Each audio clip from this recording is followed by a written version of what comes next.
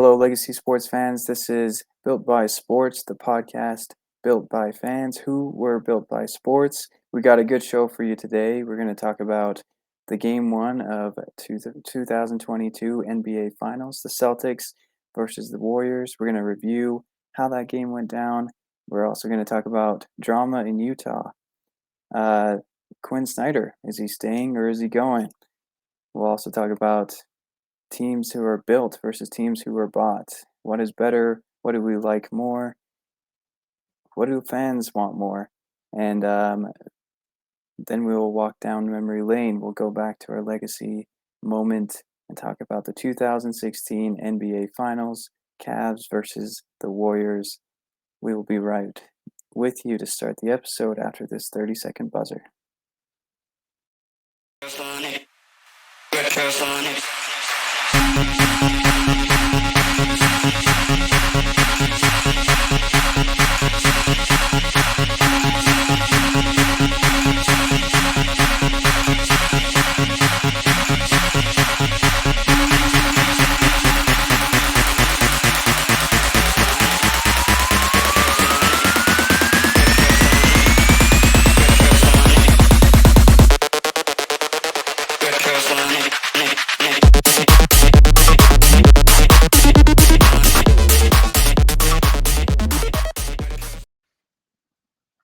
All right, we're here.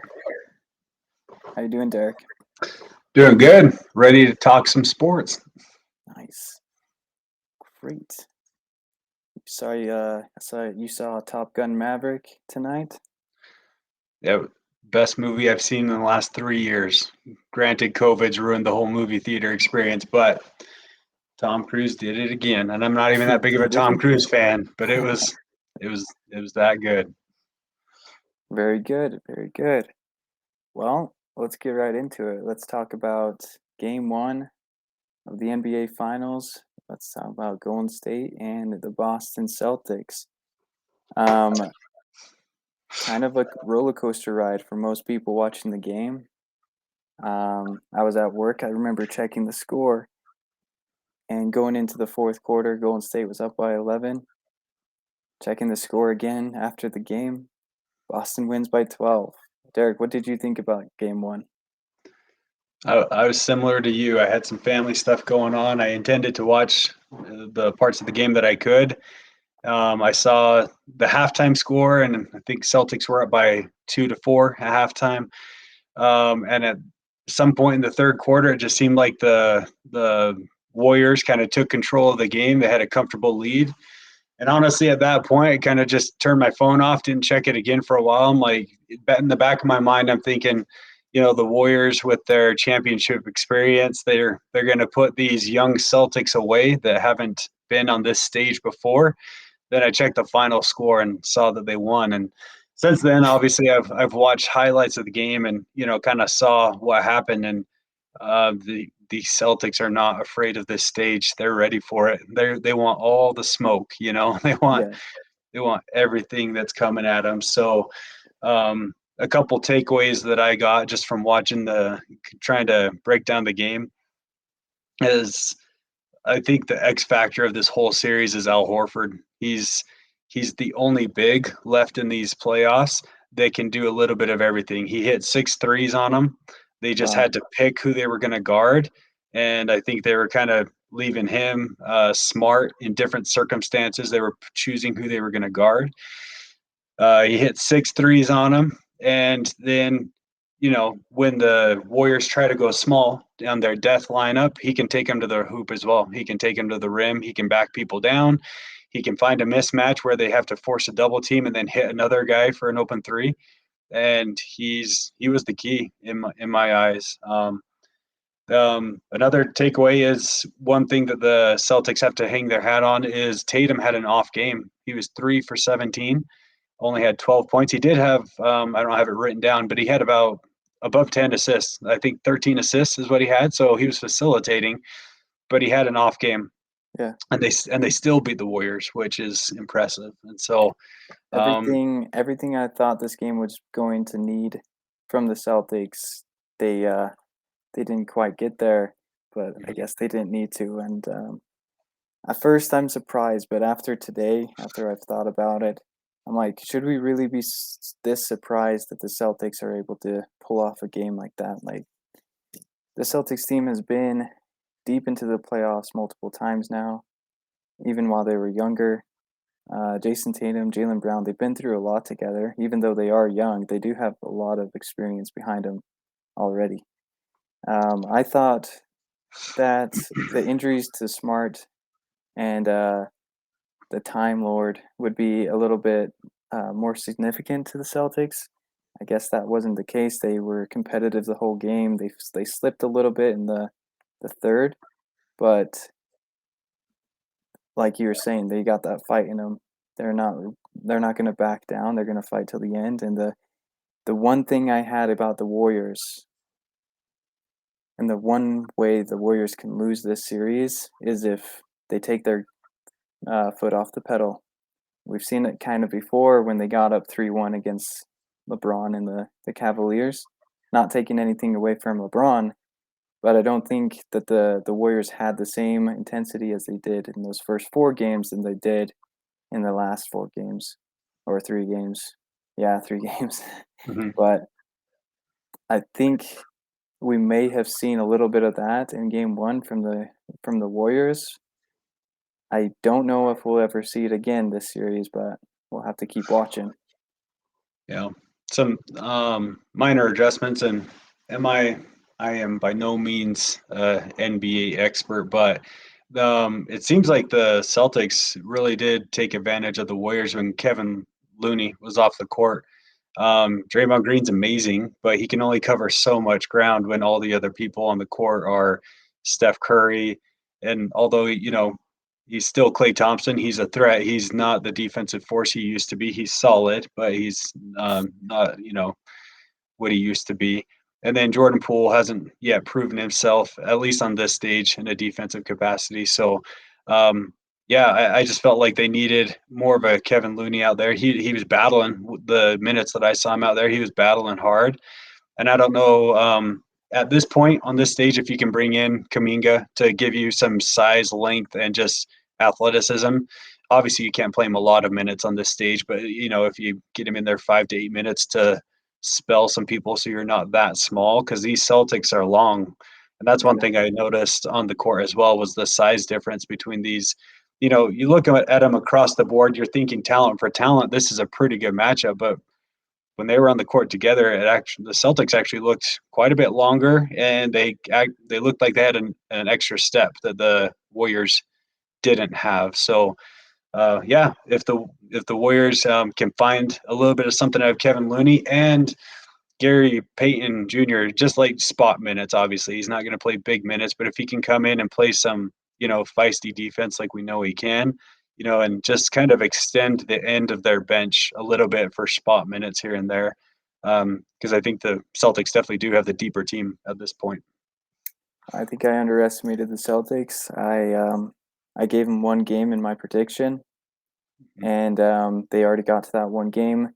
My condition to that one game is that Jason Tatum has an amazing game, just a stellar game. That's the one game they're going to get. Turns Mhm. out this one game that they got, Jason Tatum didn't even show. So I don't think I'll ever underestimate these Celtics again after that game last night. So Yeah. The one thing I noticed as well earlier in the Eastern Conference playoffs, the Celtics have a habit of not going with the hot hand with their rotations. There was quite a few games where Jaylen Brown would get them through tough spots. He would score 12 points in a quarter, 14 points in a quarter. Then all of a sudden, when Tatum comes, back on the court and whatnot, it just they go away from him, and all of a sudden he just like goes cold. And I'm like, he can carry you when you need to be carried, and he did this game as well with 24 points. Yeah, it's got to be a little bit rough, like with him on this team. He think he knows how good he is. We all know how good he is. He's definitely an all-star level player. When you look at all the media, all the hype's going to Tatum, but man, he shows up and works yeah, every game, and he's part of that backbone of that team. So, yeah. absolutely. So at this point, after game one, what are your predictions? Have they changed? Are you still going with the Warriors? I think I'm still gonna go with the Warriors. I think the Warriors, like I said, I think they have a history of slipping in mindset, or maybe just maybe getting blinded by the light, seeing the end of the tunnel, and not focusing on the step right in front of them. They've been bit by that before, and I think I lost you. So yeah, the Golden State Warriors, they've been bitten by that before, and they need to get a grip. They need to not let the end goal blind them to what is right before them. They need to take each game, each quarter, each moment of these finals to beat the Celtics, because they're going to be hard to beat. Welcome back, class. Sorry, I was just muted. saying, the Golden State needs to take it moment by moment. They can't let the end goal blind them to the step that's right before them. Yeah. So I think they're going to do it. I think they're experienced and they have all the talent capable of beating the Celtics team. I think they're going to win. I give the Celtics now 2 games though, instead of the 1 game I gave them at the beginning. So Well, and at this point, I don't know that I ever made an official prediction, but I do have to reflect just what the Celtics went through to get to this point. The Warriors have the history; they got the championship pedigree and all that stuff, but they are playing some heavy minutes to unproven players at this point at a championship level, and Andrew Wiggins, who actually had a pretty good game, and then Poole as well, and then some of their bench minutes and whatnot. Um, but the Celtics, what they got through in that Eastern Conference Finals, they took out Durant and Kyrie, and then they took out Giannis, and then and then they took out the Miami Heat, who are just dogs, and they're just, they fight. So honestly, at this point, I almost feel like they're maybe geared up to be prepared for a higher level of basketball than the Warriors are, and it might have caught the Warriors off guard in Game 1. So I do true. expect the Warriors to make some adjustments. They just got out of that Miami Heat series where every possession was critical because of the level of defense that was being played. It might have caught them off guard, and yeah, they'll make adjustments, and we'll see what happens in Game 2. Yep, definitely. I mean, every game is its own story, but I don't see it being likely that the Celtics go on another huge run like they did in the fourth quarter. I think the Golden State Warriors are their offense is too potent to be dropping off so drastically as it did in Game 1. But we'll see, and we'll keep talking about that series as it keeps going on. Let's move on to our second topic, which is the drama in Utah. Quinn Snyder is the topic of much debate for Jazz fans, Jazz organization even, and international fans even are talking about this. And the question is Quinn Snyder going to resign with the Utah Jazz? Does he have it in him, the motivation, or is he looking to change his scenery? Um, Derek, what do you think Quinn's gonna do? Well, everyone knows this at this point. We're from Utah. It's close to home, so yeah, this is rough. The one thing that the Jazz have had something to hang their hats on over the last 8 years during the rebuild years up till now is Quinn Snyder's been one of the just most efficient, tactile, not tactile, but tactician Yeah, coaches out there. He seemed to get more out of teams than what he should have. The year Gordon Hayward left, everyone thinks, oh, Jazz got to go into a rebuild. And no, we still make the playoffs with a patchwork team and whatnot. Um, at that point, I don't think people realize how good Rudy Gobert was, and that's kind of what kept us afloat and whatnot. But he's a great coach, but I did see something this last year where he just didn't seem as plugged in and engaged. And some of the local reports that I've seen going around is he was really frustrated that for whatever reason this team that was out there in the court just would not play his offense, would not run his sets, would not run his offense, And I don't know if that's because of the beef that's been rumored between Gobert um, and Mitchell, or if that's just those two stars are at a level of their career where they think we're stars and we're going to kind of go freelance here a little bit and we don't need the structure that you provide and whatnot. I have no idea what it is, but they might get humbled. They might need to be humbled, and we've seen it a lot with other players where they have a Hall of Fame coach.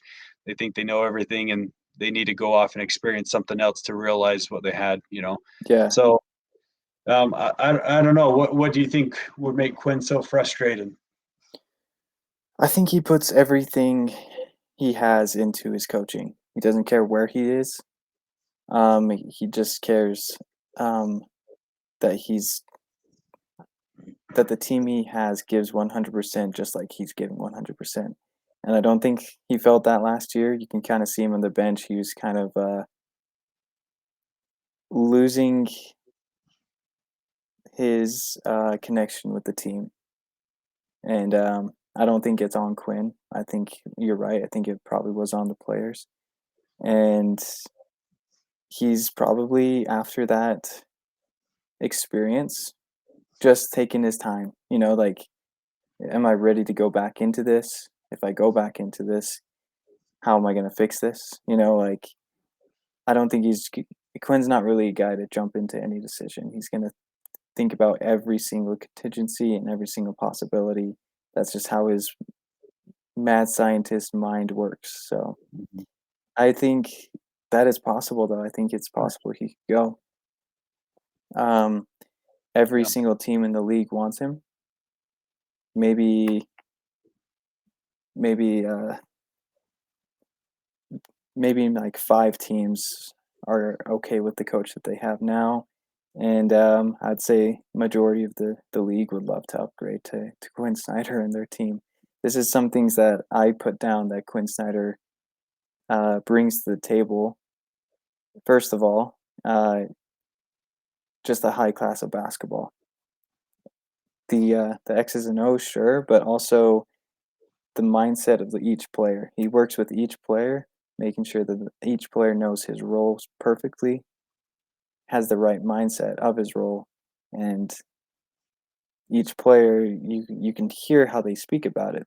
They love playing for Quinn because Quinn teaches them who they are as a player, I feel. And that elevates everyone's game. That's why, like you said earlier, the Jazz, ever since he became the coach, have overachieved perhaps what they actually were. Um, and one other thing to say about Quinn is that because of the way he coaches and the good feedback from all the players, Quinn has brought talent to Utah that we usually would not see before. We saw Rudy Gay come over. We saw Hassan Whiteside this last year.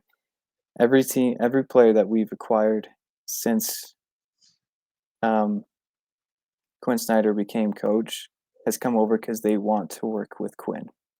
And it's not because they want to work with Donovan Mitchell, maybe a little bit, yeah, or that they want to work with Rudy Gobert even. They want to work with Quinn as the coach. And I think that's something Utah will sorely lack if he does end up leaving Utah. I think it speaks highly to Quinn as well. Every single year, we are having to replace some of our lead assistants, lead coaches. Like, you always hear about the Popovich coaching tree, that just coaches that are all around the league and head coaching jobs. And Quinn's a young coach, so none of his assistants have yet, except for Igor Kokoshkov, got the head coaching job in Phoenix for a little while, and now he's at Dallas as their lead assistant down there. But his every year teams are poaching our lead assistants, our lead developmental coaches. Just they're stealing them like crazy. But Quinn has these crazy connections from all his years in coaching in Europe, to coaching in the D League, coaching all over. He just has connections to all these amazing talent that just haven't been discovered yet. Brings them to the Jazz. All of a sudden, the Jazz have the number one defense for like 2 to 3 years in a row, and they start stealing all of our coaches. and then they have the number one offense for 2 years in a row, and they start stealing all our coaches. Like that kind of leads me to another thought. What coach in the league has had with you know relatively the same stars on the team, Donovan and Rudy, the number one defensive team in the league, and then the number one offensive team in the league. But then the pieces around just change. And we've heard a lot of rumors recently that Quinn's frustrated that he doesn't have enough of a say in the roster. He just feels like it's way too heavily one-sided on the one side, and it doesn't lend to his coaching style. And if I could guess what Quinn's coaching style is, he just wants people that are more that are positionless, that have length and size to kind of play all over the place, and that's easy to say. That's what most of the NBA wants. But True. when the Jazz were first on the up and up with the Gordon Hayward team, the people that he gave the most minutes to were George Hill, who's 6'3", 6'4", and a long wingspan, Dante Exum, who's long, Joe Ingles, Rodney Hood, who's 6'8", Gordon Hayward 6'8", Derek Favors 6'10", Gobert 7'1". He wants long, lanky guys that can play defense, and that team was by far the number one defensive team in the league and was on the up and up, like with some young players. Gordon Hayward leaves, they have to audible, they get Donovan Mitchell, and then they make all these trades for just specialty players. Bogdanovich, who's a slow-footed person, but player, but he's a good offensive player and he plays hard. Then Mike Conley, who's just really small, and a bunch of other guys who like Clarkson can score like all night long. He's not a good defensive player. He's not a big long body and whatnot. And I think he's frustrated. He wants to coach a certain way. They're not giving him the players that he needs to carry out his vision and what he needs. And that's what we've been hearing the local media as to what could be his frustration.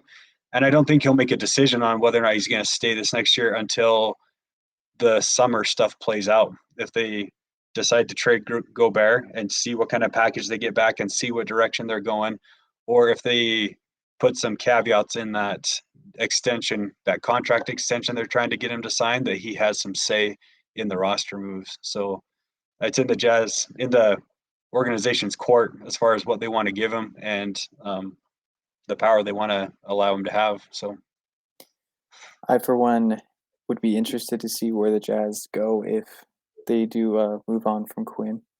I think Quinn's obviously not the only genius coach out there, and maybe we can find more talent out there like we did find Quinn.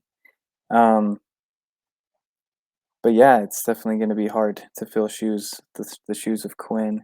Um, I would be interested to see if we can keep the core that we have now and see another coach come in and give his rendition of how this team should play it.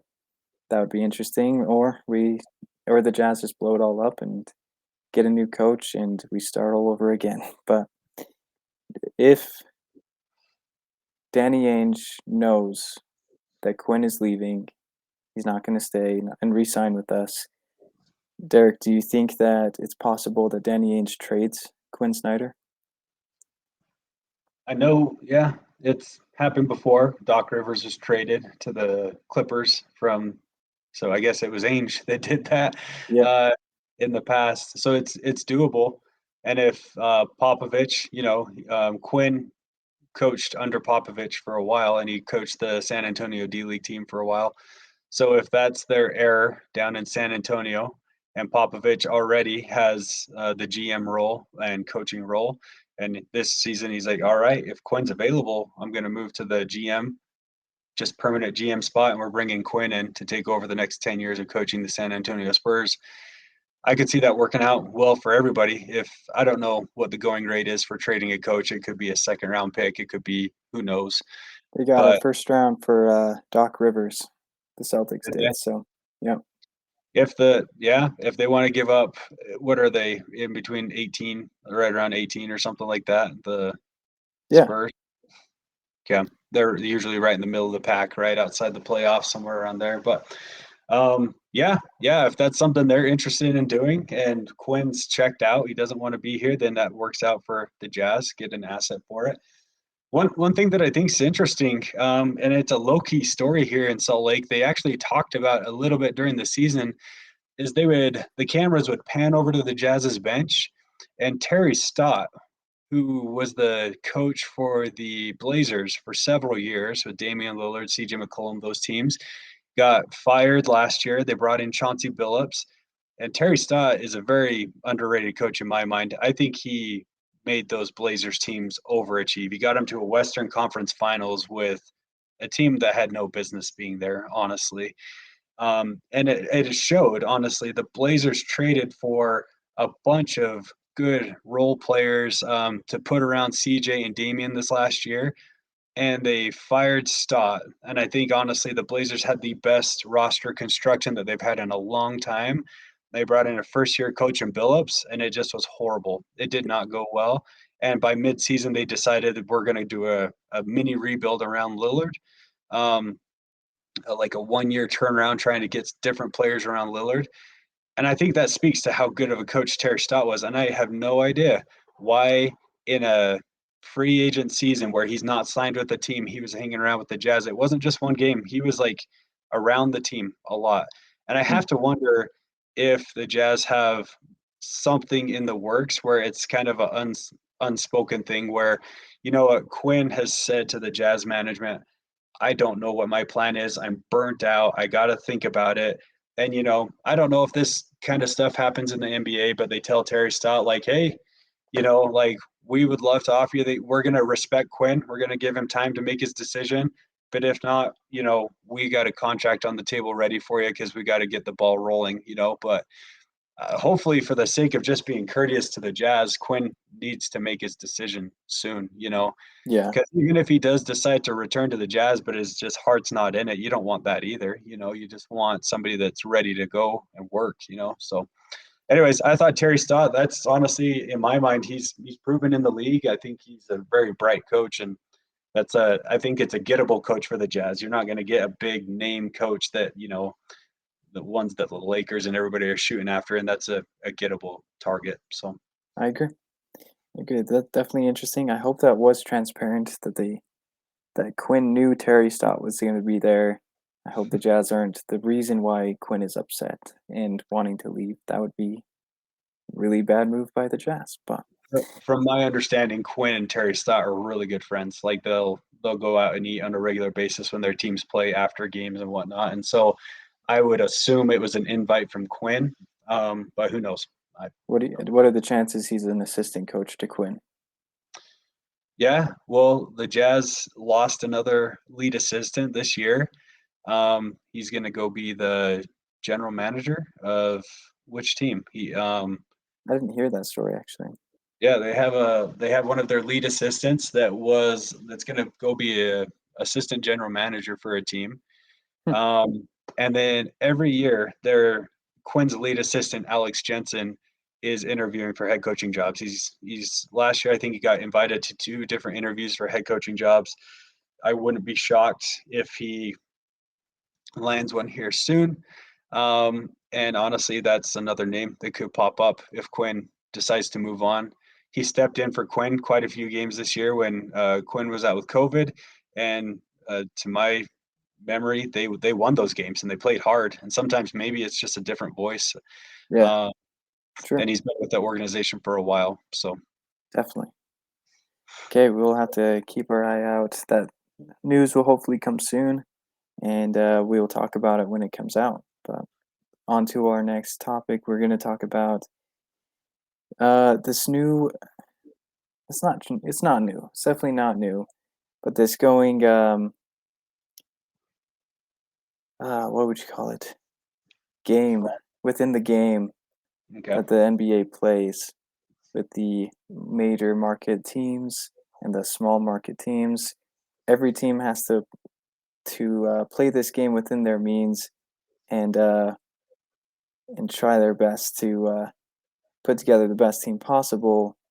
We are going to talk about built teams versus bought teams and the effect that it has on this league and honestly which way of doing things is better, in our opinion. So, Derek, would you like to start us off there? Yeah, built versus bought. I think it's fascinating just because growing up, I always felt like there was, as a jazz fan, we've had quite a few different renditions of the jazz that are just right there knocking on the door. Obviously, Carl and John, and they run into a juggernaut. And that team was built. That Bulls team was built. It was not bought. They were very smart in the way they got their players and just signed those little pieces around Jordan just to maximize everything that they needed. So yeah, kudos to the Bulls. They beat the Jazz during those years. But then, there was other years where they kept on running into the Lakers, which, very much felt like, it was half and half, but a bought team in the sense that, Shaq forced his way out of the Magic to, come over to the Lakers and to come to the bright lights of Hollywood. And that's an advantage. Miami, the LA teams, and the New York teams, that's just an advantage that they have over most mid-market teams is they're going to just naturally, if everything's same, if everything's equal in the world and the Jazz are offering somebody $8 million contract, this B-level player is going to choose the Lakers for that same $8 million contract over the Jazz. It's just the way the world works. So built versus bought, everybody that has succeeded this year in the league are built teams. They're not necessarily bought teams. Um, in the West, we got the Warriors, the Mavericks, the Suns, the Grizzlies, the Nuggets. All were built. And when they did trade for a player, they gave up significant assets to get that player to their team, assets that they had invested in, and it was they're trading something to get something and to complete the team that they need. And in the East, they got the Celtics, Bucks, Heat, and Raptors that are just killing it. And honestly, the 76ers are, the process and whatnot. But I feel like I could almost count them as a bot team in the sense that that team to me just feels desperate. They're swinging for the fences all the time. They did tank for however many years, 5, 6 years, to get all these draft picks, and they did get some stars out of it. But then they signed, um, well, they trade a bunch of assets to get Jimmy Butler, which nobody blames them for. I would probably do that same move. Um, then they signed Tobias Harris to a big max contract, and it just seems like as soon as they had the assets, they like just cashed them all in, like just all at once, and like swinging for the fences, trying to. And it feels like they just sped up their process way too fast, rather Yeah, than just being patient and trying to do it. So, and then obviously in the East, the Nets, a bought team, just like because of their location and whatnot. Nobody blames them. Every GM in the league, if Kevin Durant comes to your doorstep and says, "I want to sign with you," you're signing him. Same yeah, thing with Kyrie Irving. It's just messy the way it happened, and they're not succeeding. And so, I'm just loving the way this league works. Honestly, the way the trends are going, it just feels like it's the parity is more so than it has ever been before. I felt like this year, honestly, any one of those 8 teams that we talked about in the West or East could have won the championship. Not the Raptors; they are a built team, but they couldn't have won the championship. But the Heat, Bucks, or the Celtics could have. And honestly, the Bucks might have been in the finals if Middleton was healthy and whatnot. So true. yeah, the parity's just unprecedented. It's fun to watch. Like it used to be when the Jazz got out, that stacked Warriors team was still going in the playoffs, and those stacked, you know, Kevin Garnett Celtics teams going against the Lakers teams, and I would check the scores just to see who won, but I really wasn't interested. This is fun to watch, even though my team's not in it. These games are fun to watch, and it just feels with the parity Earned. entertaining. So Yeah, it's earned, and that's what every fan wants to see. They don't want to see um, a concoction of friends that want to play together who just happen to be the best in the world. Um, go through a little bit or go through little resistance, like the Golden State Warriors with Kevin Durant. Going through little resistance, going to the finals, they're unbeatable. They get to the finals every time and they win it. That's not exciting. That's not earned. And to fans like us in small market team, it's kind of gross actually. Mhm. um, Obviously, LeBron was kind of a kickstarter to this type of mindset of just going around, picking up your friends, and playing pickup ball in the NBA. Um, and I'm like you, I'm glad that it's happening, that we're getting to this part of the era where it's not working anymore for these people who are trying to manipulate the league to benefit themselves. Instead of it being a game that all of us can play, it's a game that only the big boys can play.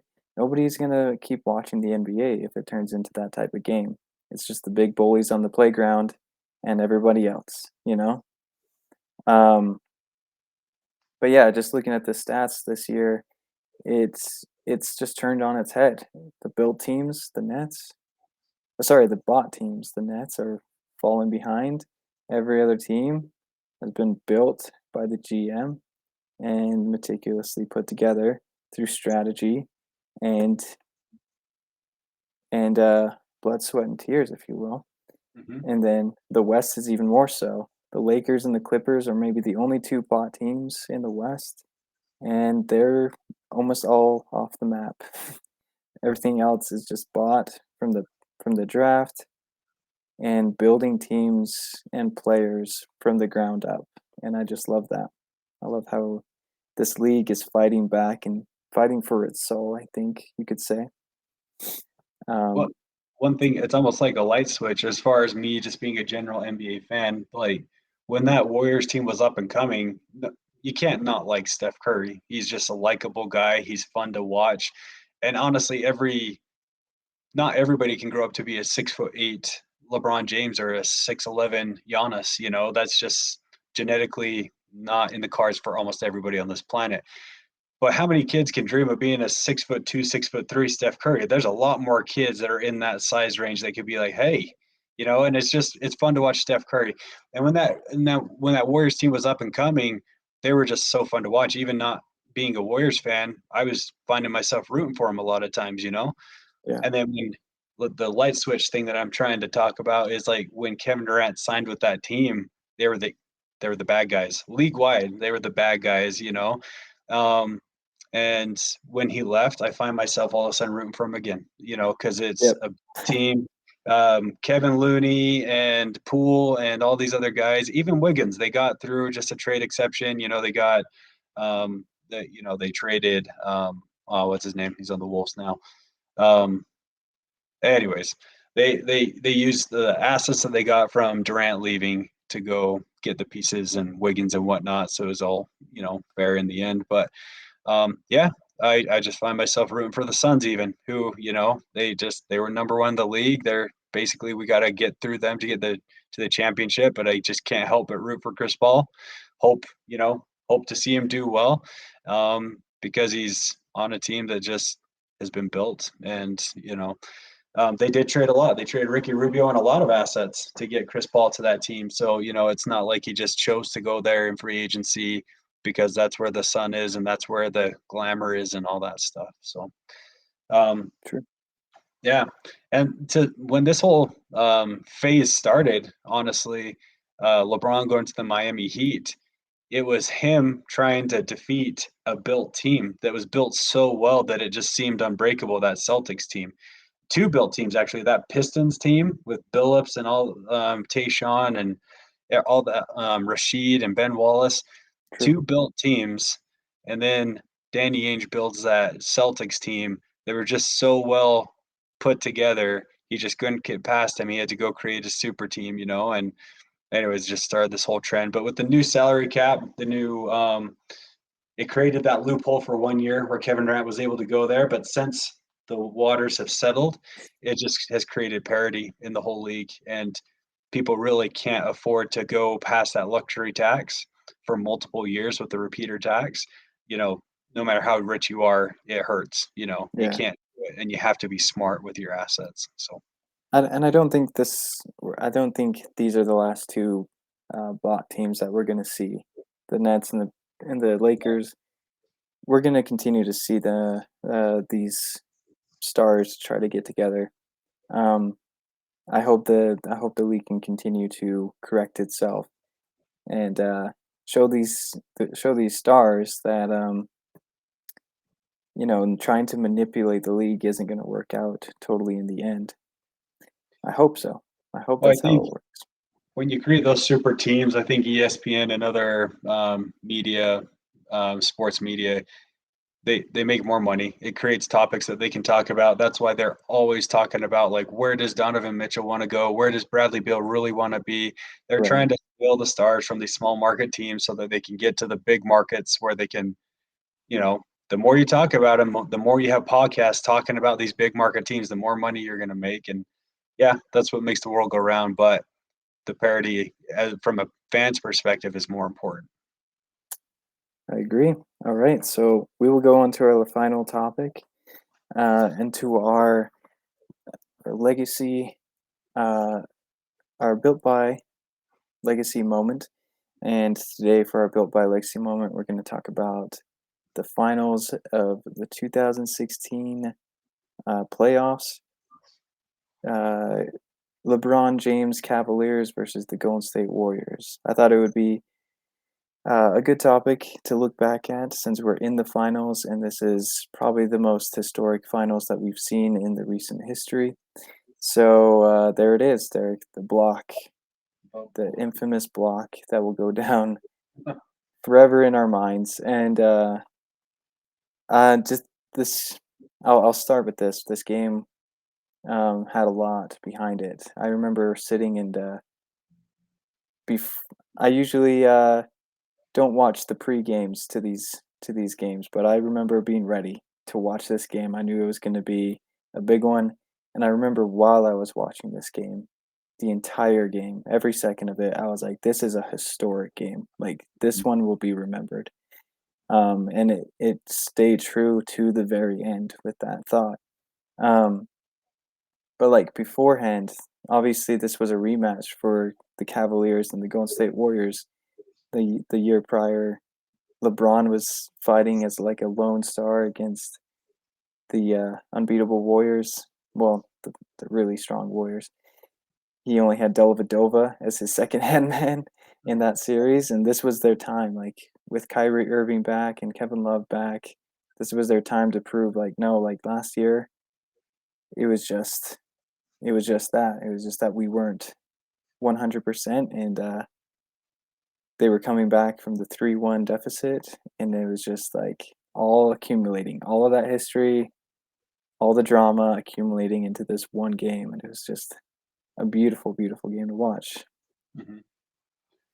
Yeah, yeah, that game, the the trenches. Me and you talked about this a couple days ago. In that game, watching everybody in the trenches, the refs swallowed their whistles, and it was a beautiful thing. Like there was so much riding on that game, and I remember just watching the trenches and Kevin Love. I love his style of game. He's a feet on the ground type of guy. He's not crazy athletic, the way he was fighting in the trenches, if anybody wants to go back and watch that game, and boxing out, getting one-armed rebounds because his other arm was pinned down, like, it was just like, man, they're both teams were fighting their guts out in that game. And then it had all the big moments. It had the block, it had the Kyrie Irving, last second shot to seal it and whatnot.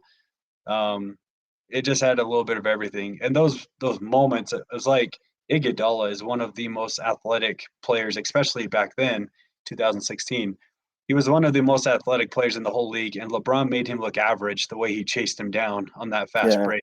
It was eye popping. Yeah, those it those it those it gives moments. off it gives off like a natural feeling, like a lion chasing down a gazelle or something like Yeah, that. It's like this is prey. just rewatching that clip. It's literally like watching a wild uh, animal chase down its prey. It's amazing to watch. That was the moment where I was like, instantly, this is historic. This is going to be down forever, Mhm. especially if Cleveland wins.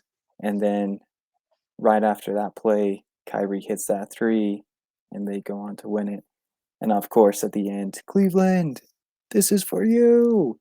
Just just like everything about the whole moment there was just iconic, and anyone who watched that uh, is going to remember that and talk about it. As legacy sports fans, we're always going to talk about it. What LeBron didn't know is that was going to cause a chain reaction to Kevin Durant coming to the Warriors for the next Oh my couple of goodness. years, which that's a different story, but just encapsulating that game right there, it was amazing. But yeah, it was and I think the Warriors at that point knew it was just going to be them against the Cavs the next 2-3 years based on everybody was locked into contracts and they knew who they had to go through. And to anyone listening, since we have hundreds of viewers,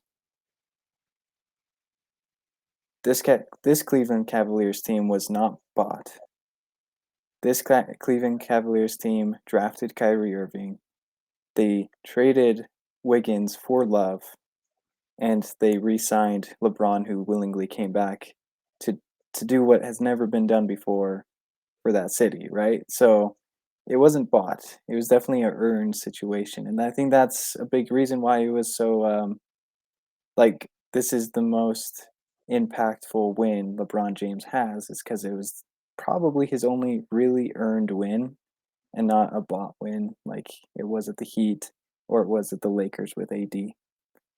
That's my opinion, but Well, I agree with that opinion because when he went to the Cavs, they were a 20-something win team. He was yeah, going to a team that needed to be built up. And yeah, they did trade their number one pick, Wiggins, for Kevin Love and whatnot. Um, but he knew it was going to be work. He wasn't signing with two ready-made all-time greats and Bosh and Wade and whatnot. So yeah, it was a it was a built team against a built Warriors team, which always makes it more fun. perfect. Well, I think that's going to be it for our episode today. This has been Built by Sports, the podcast built by fans who were built by sports. If you like this video, then comment down below, give us a like button, and share this with your friends and family so we can start building this community. Um, thank you so much for watching, and we will see you uh, next week as we will be coming out with more videos. All right, thank you, Derek. We'll see you later.